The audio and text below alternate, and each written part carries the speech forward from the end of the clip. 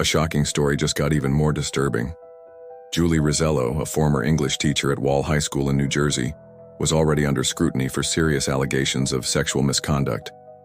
Now, a second accuser has stepped forward, bringing new charges that could significantly alter the trajectory of her case and raise broader, unsettling questions about trust, power, and safety within our schools.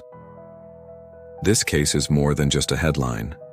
It's a complex and deeply troubling situation that forces us to examine how those in positions of authority can abuse their power, leaving students vulnerable in places meant to nurture and protect them. Rizello, once trusted as an educator, now faces accusations that could not only end her career but also result in severe legal consequences. How does a story like this unfold? And what implications does it have for the broader education system? In today's video, we're breaking down all the layers of this case, from the initial accusations that led to her resignation to the new allegations brought forward by a second former student.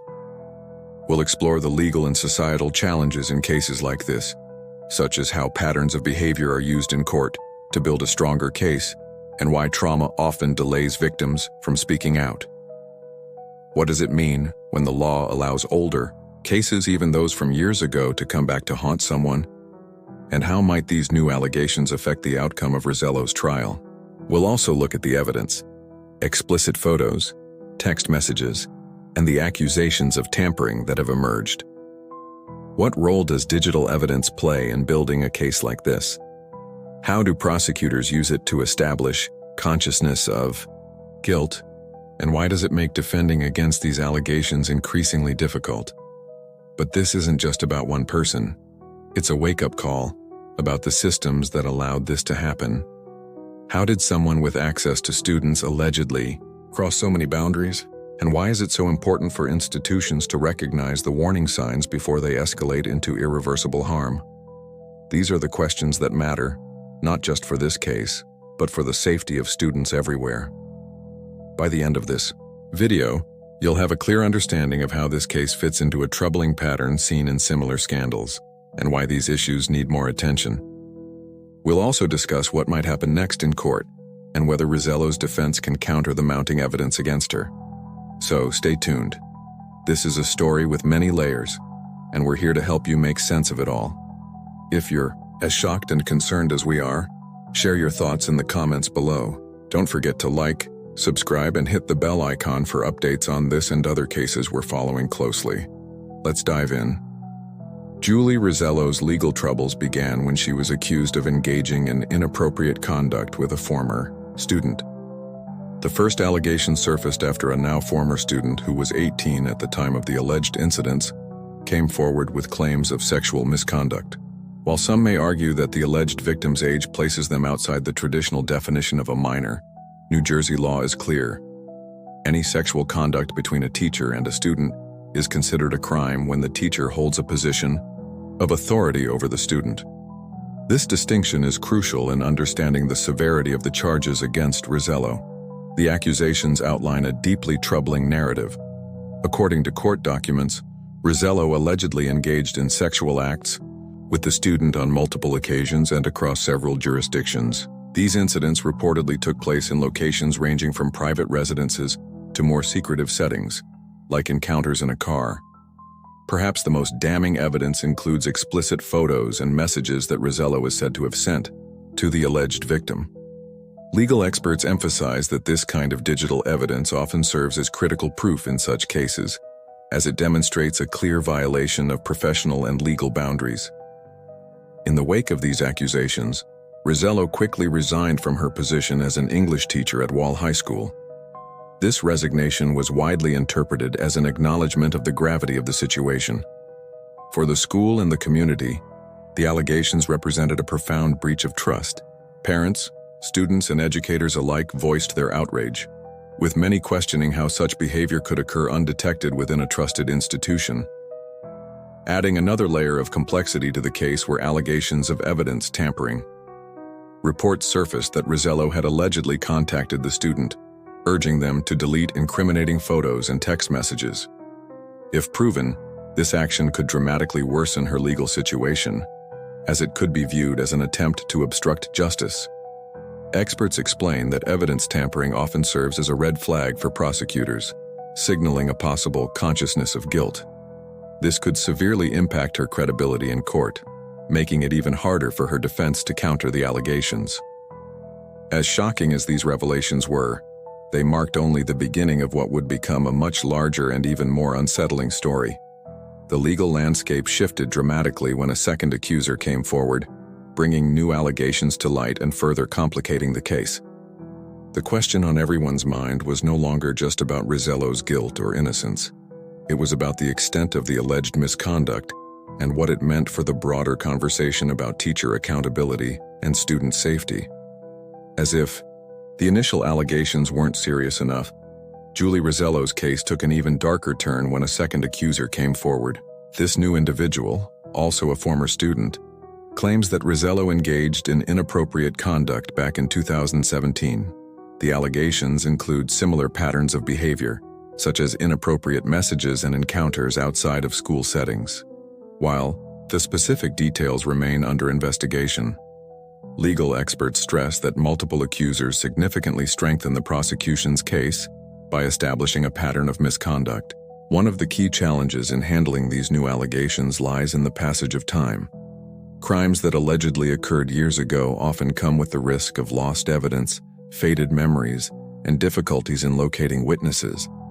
However, prosecutors may still rely heavily on the testimony of the accuser, especially if their story aligns with the evidence and allegations from the first case.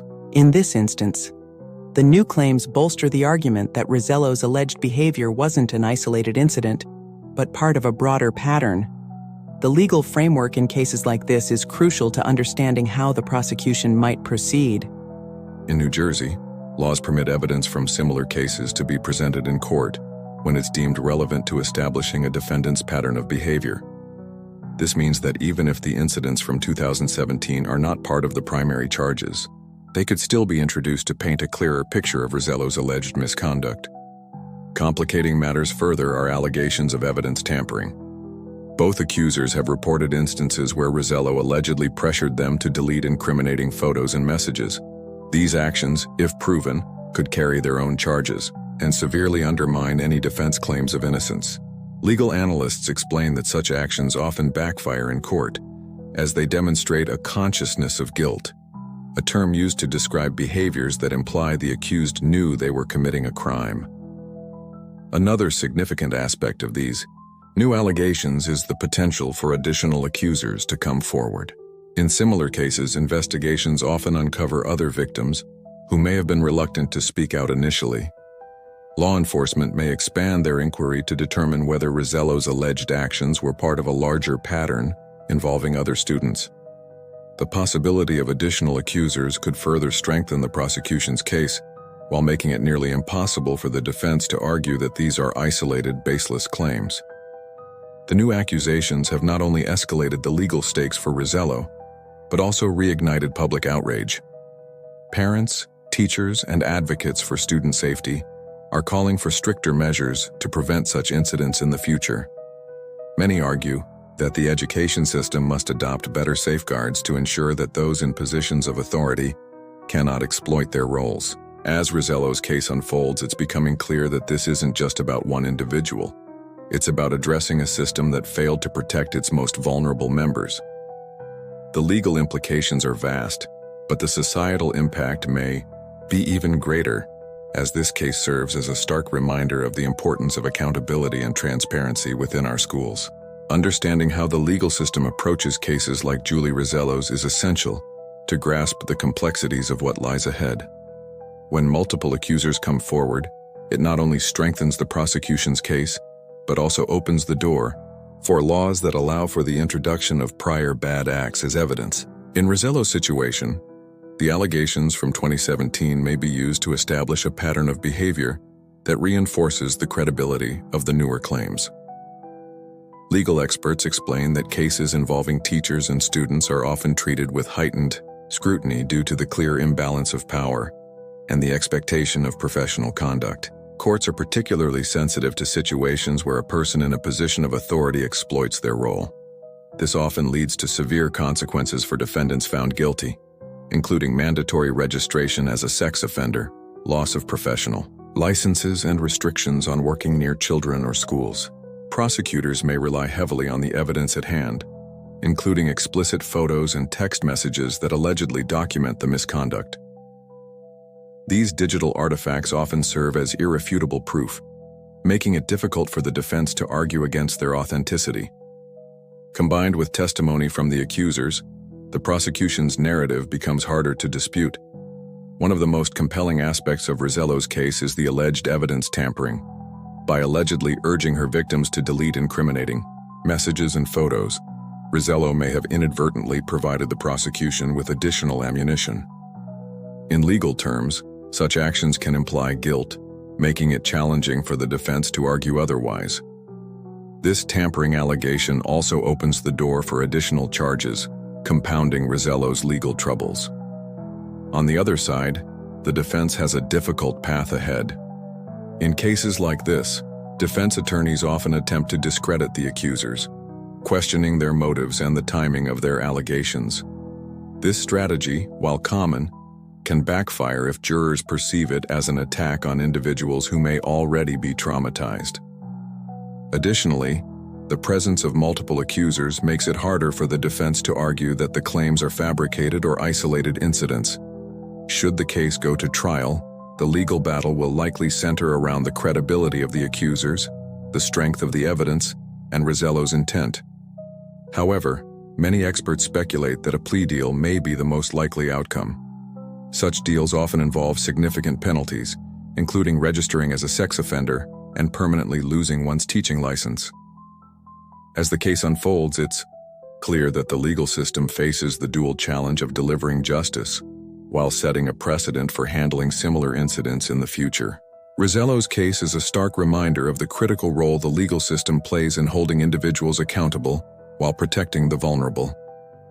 Julie Rizello's case isn't just about one individual or one set of allegations. It's a wake-up call for schools, communities, and lawmakers to address systemic issues in education that can enable such behavior. While the legal proceedings against Rizello continue, the broader implications of her case force us to confront uncomfortable truths about how institutions handle allegations of misconduct. One of the most alarming aspects of this case is the alleged abuse of authority. Teachers occupy a position of immense trust and influence, tasked with not just educating but safeguarding their students. When this trust is violated, the consequences are far-reaching. Students are left grappling with trauma, families demand accountability, and communities lose faith in the very systems designed to protect them. Unfortunately, Rizello's case isn't an anomaly. Over the years, similar cases have highlighted a troubling pattern of educators abusing their positions of power. These incidents underscore the urgent need for schools to implement stricter safeguards, such as comprehensive background checks, mandatory reporting of suspicious behavior, and robust training programs to help staff recognize and prevent misconduct. The role of digital evidence in modern cases like this cannot be overstated. Explicit photos, text messages, and other forms of electronic communication have become central to uncovering and prosecuting cases of misconduct. However, they also serve as a reminder of the permanence of our digital footprint. In cases like Rizello's, the very tools used to exploit victims can become the evidence that leads to justice. The public outrage surrounding this case also highlights the growing demand for transparency and accountability within educational institutions. Parents and advocacy groups are calling for policies that make it easier to report misconduct and harder for predators to operate unchecked. This includes creating safer channels for students to come forward without fear of retaliation or stigma. There's also a broader societal issue at play. Cases like Rizello's force us to confront the uncomfortable reality that many victims delay coming forward due to fear, shame, or the belief that they won't be taken seriously. This delay often complicates investigations and prosecutions, but it also speaks to the importance of creating an environment where survivors feel empowered to seek justice. As more details emerge, Rizello's case serves as a powerful reminder of the systemic failures that can allow such behavior to persist. It also serves as a call to action for schools, communities, and lawmakers to work together to create safer environments for students. This isn't just about holding one person accountable. It's about fostering a culture of accountability that ensures no student has to endure what these accusers allege they've experienced. The time for change is now, and it's a conversation that we, as a society, can no longer afford to ignore. Julie Rizello's case has shocked a community, raised important questions about trust in education, and revealed cracks in the systems meant to protect students. As we've seen, the allegations against Rizello go beyond just one individual. They shine a light on broader issues of accountability, safety, and systemic reform. From the initial accusations to the emergence of a second accuser, this case has evolved into a complex legal battle with far-reaching implications. Evidence such as explicit photos and text messages, combined with allegations of evidence tampering, has painted a troubling picture that prosecutors will undoubtedly leverage. On the other side, the defense faces an uphill battle to discredit the accusers and mitigate the damage caused by the mounting evidence. But this case isn't just about guilt or innocence. It's about addressing a culture that allows misconduct to persist. It's about ensuring that institutions like schools are equipped to prevent and respond to allegations of abuse. And most importantly, it's about standing up for the students and families who are directly affected. What happens next in Rizello's case remains to be seen. Whether through a trial or a plea deal, one thing is clear: the outcome will have a lasting impact, not only on those directly involved, but on the broader conversation about safety and accountability in our schools. Now we want to hear from you. What are your thoughts on these allegations and their implications? Do you believe more safeguards are needed in educational institutions to prevent such cases? Let us know in the comments below. If you found this video insightful, make sure to give it a thumbs up and share it with others who care about these critical issues. Don't forget to subscribe to our channel and hit the notification bell so you don't miss any updates on this case and other important stories. Thank you for watching, and remember, awareness and action are the first steps toward meaningful change.